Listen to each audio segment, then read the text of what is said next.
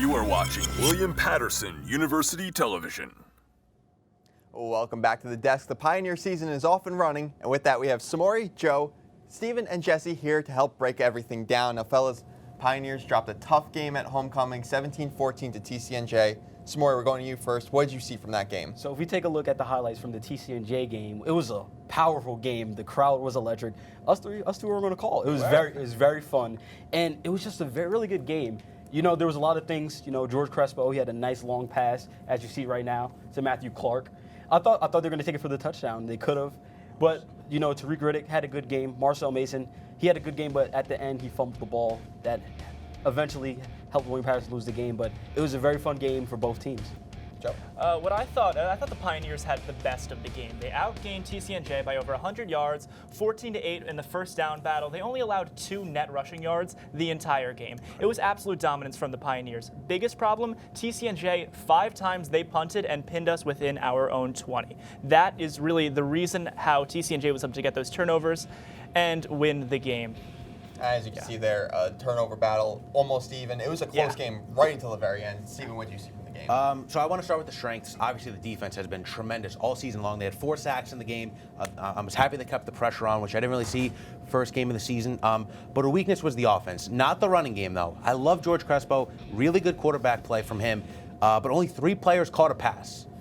I want to see the Pioneers open up the passing game more. Crespo really hasn't gotten the opportunity to show his arm, and I want to see that showcased. Jesse? See, going off that, I wouldn't blame Crespo for this necessarily. I think a lot of it was the play calling. Yeah. You've seen in the second half, they really started to just rely on the run game. First down run, second down run, third down run. It seemed like they were even shipping in drives when they were on the other side of the field. You need to give Crespo more time. You need to let him get those passes. Like you said, 3 receivers made a catch.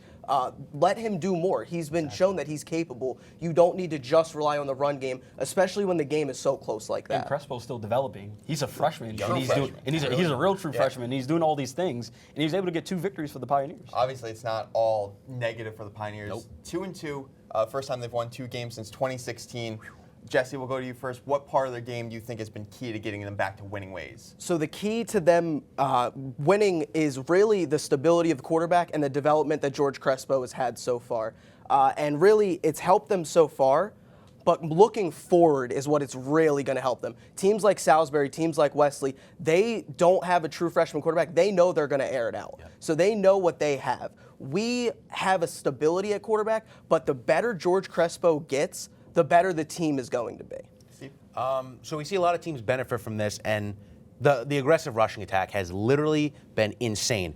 Pioneers, 817 yards on the ground through 4 games this year. In 10 games last year, they only had 700 rushing yards. I'm no math major, but that's literally insane. They're aggressive, and the one thing I like about their 1-2 punch with Marcel Mason and Tariq Riddick is they're not bigger backs, but they're shifty enough to slip through the defense, and they have incredible breakaway speed. So keep pounding the rock, which is just going to tire out defenses even more. Joe? And I'm going to have to go with the inverse of that. On the defensive side of the ball, the defensive front 7 has been absolutely unbelievable. Most sacks per game, most sack yards per game, least amount of rushing yards per game. They moved to the 3-4 defense this year, and it has been fantastic for Coach Johnston and the Pioneers. Smart. Well, I'm going to keep it on the defensive side with Joe. The secondary has been outstanding this year. They have 6 interceptions out of the 7, and they have 7 interceptions through 4 games.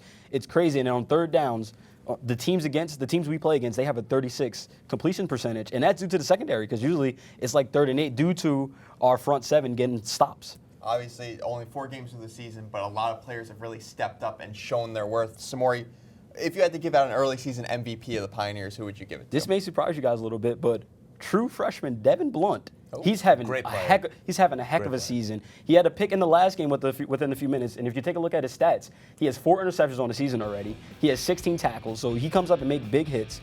And he's 5'10", and he's going against people who's always bigger than him. And he has many pass deflections. As you see, he has 5 pass breakups already.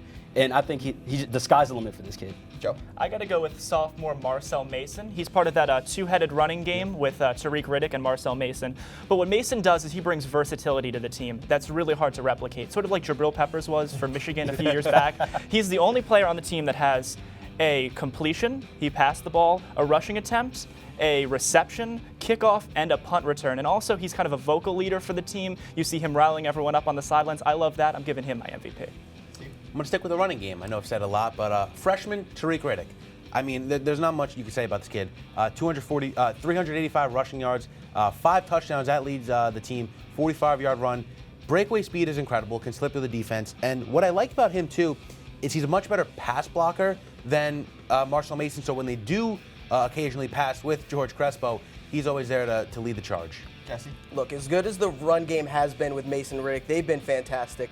The stabilizer has been George Crespo. His stats, not great, 465 passing yards. He hasn't thrown a touchdown yet, but as I said earlier with his development, it's all really about what he brings. We've seen in previous years 3 different quarterbacks starting for the Pioneers. We had Mike Uros, Cornelius Kinshin, Tracy Fudge. Now we have a stable quarterback who we know is our number 1, and we know he's the number 1 going consistently week in and week out. And the Pioneers look to jump back over the 500 mark. They're in Virginia tomorrow against Christopher Newport. Steven, what can we expect from that matchup? So as we take a look at the matchup, the Pioneers have the edge completely. Christopher Newport 0-4 on the year. Pioneers obviously 2-2. Pioneers are averaging 313 yards per game.